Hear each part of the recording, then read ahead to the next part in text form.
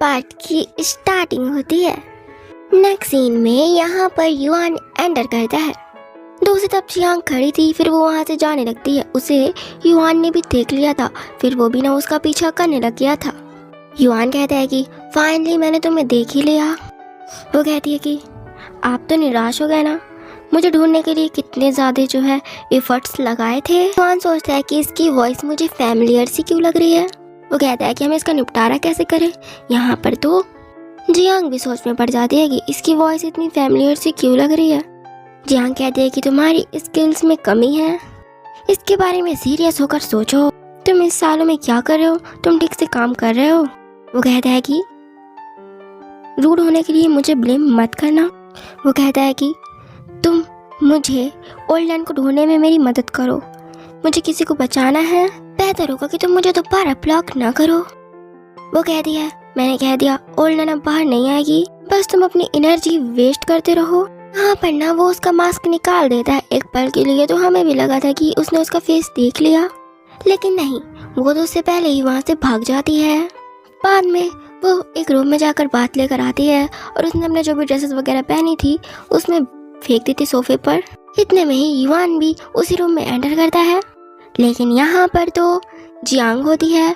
Jiang कहती है तुम यहाँ पर क्या कर रहे हो, तुम किसी काम में बिजी थे ना। वो कहता है कि तुम भी तो किसी सर्जरी में बिजी थी ना। जियांग मन में सोचने लगती है कि क्या वो किसी और के लिए यहाँ पर आया है। यहाँ पर तो युआन भी सोच रहा होता है कि उसने ऐसे ड्रेसेस पहनी है, क्या वो किसी का यहाँ पर वेट कर रही थी। वो कहती है कि मेरी ड्रेसेस में पानी गिर गया था, इसलिए मैं यहाँ पर चेंज करने के लिए आ गई, शॉवर भी ले लिया। यहाँ पर तो युआन भी एक्सक्यूज बनाता है कि मेरा एक स्टूडेंट यहाँ से भाग गया था, इसलिए मैं उसे ढूंढने के लिए आया था। जियांग कहती है कि क्या कोइंसिडेंस है। फिर वो साइड पे देखती है कि सोफे में उसकी ड्रेसेस पड़ी है। फिर ना वो युआन के क्लोज जाती है। वो कहता है कि तुम क्या करना चाहती हो। वो कहती है कि मैं तुम्हें किस करना चाहती हूँ, और उसे किस करने लग गई थी और पीछे से अपनी ड्रेसेस हटा रही होती है। फिर वो युआन उसके और आगे जा पाता। जियांग याद करती है कि उसके बैग में तो हेयर पिन है। वो कहती है कि बस अब मुझे घर जाना चाहिए और उस अलमीरा की तरफ जाती है, लेकिन युआन को याद आता है कि वहाँ पर तो उसका मास्क रखा हुआ है, वो कहीं देख न ले, उसकी आइडेंटिटी कहीं रिवील ना हो जाए। वो भी उसके क्लोज जाने लगता है। वो कहती है कि मुझे घर जाना चाहिए और वहाँ से चली जाती है। बाद में उसकी असिस्टेंट उसे टीच कर रही होती है। कहती है कि आखिरकार क्या हुआ, तुम्हारा इतना फेस रेड रेड है। वो कहती है कि तुम कितनी ज़्यादा नासमझ हो, और कहती है कि क्या मुझे युआन को अपनी असली आइडेंटिटी बतानी चाहिए। उसकी असिस्टेंट कहती है कि मुझे नहीं लगता कि युआन एक साधारण व्यक्ति है। वो कहती है कि काश मुझे पता होता कि तुम नैपरी नहीं हो, बल्कि तुम वो मिरेकल डॉक्टर हो, नान। और यहाँ पर हमें पता चलता है कि नान कोई और नहीं बल्कि हमारी जियांगी है। दूसरी तरफ युआन का असिस्टेंट कह रहा होता है कि सेकंड मास्टर, आप अपनी वाइफ को क्यों नहीं बताते कि आप कौन हैं। वो तो सेकंड मास्टर से हेट करती है, मैं उसे बिल्कुल नहीं बता सकता। असिस्टेंट बताता है कि अगर आप सेन और ये फैमिली में शामिल होंगे तो आपकी आइडेंटिटी एक्सपोज नहीं हो जाएगी। युआन कहता है कि मैं इसके बारे में बाद में बात करूँगा, अभी ज़रूरी ये है कि मुझे नान के बारे में पता लगाना है। ग्रैंडपा की इलनेस के लिए देरी नहीं की जा सकती। नेक्स्ट सीन में ग्रैंडपा की तबीयत खराब हो गई होती है, फिर वहाँ पर जाती है जियांग। दूसरी तरफ युआन कह रहा होता है कि हर कीमत पे नान को ढूंढो, और यहाँ पर जियांग ग्रैंडमा से कह रही होती है कि ग्रैंडमा चिंता मत करो। और यहाँ पर तो जियांग की स्टेप सिस्टर ही उनका ऑपरेशन करने जा रही थी। कहती है कि ये विफल रहा। यहाँ पर तो और ज़्यादा बातचीतें बढ़ती जा रही थी, लेकिन यहाँ पर जियांग कहती है कि मैं जाऊँगी अंदर। वो कहती है कि तुम अंदर नहीं जा सकती। जियांग किसी को कॉल करती है, कहती है कि 3 सेकंड के अंदर पहुँचो। जैसे 3 सेकंड होते हैं वो उससे पहले ही पहुँच गए थे, और वहाँ पर पूरी टीम भी थी। फिर ना वो लोग अंदर जाते हैं। बाद में जियांग की सर्जरी सक्सेसफुल थी। यहाँ पर तो युआन ने एक पर्सन को लाया था। वो कहता है कि ये नान है। जियांग जब उस पर्सन को देखती है, कहती है कि यहाँ पर जियांग जब अपना फेस का मास्क हटाती है, वो पर्सन कहता है कि मैं काफ़ी टाइम से मास्टर से नहीं मिला। कहता है कि मास्टर।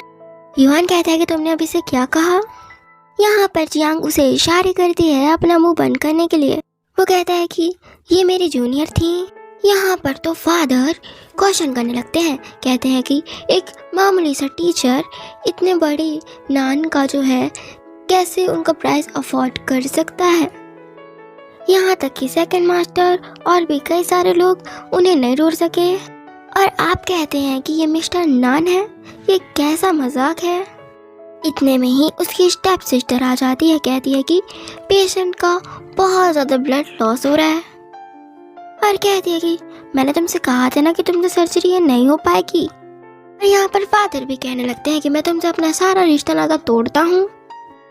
जियान कहती है कि किसने कहा कि ज़्यादा ब्लड लॉस होने से इंसान टपक जाता है। युहान कहता है कि तुम्हारा क्या मतलब है। इतने में ही एक डॉक्टर आकर बताते हैं कि सर्जरी सक्सेसफुल रही, अब पेशेंट डेंजर से बाहर है। तभी जियांग का जूनियर कहता है कि तुम्हें नहीं पता कि सर्जरी के टाइम ब्लड लॉस होता है, जो खराब ब्लड होता है वो सारा निकल जाता है। पता नहीं तुम्हें नौकरी किसने दे दी। यहाँ पर तो फादर फिर से पलटू बन जाते हैं और कहते हैं कि तुमने मुझे क्यों नहीं बताया कि तुम नान की जूनियर थी।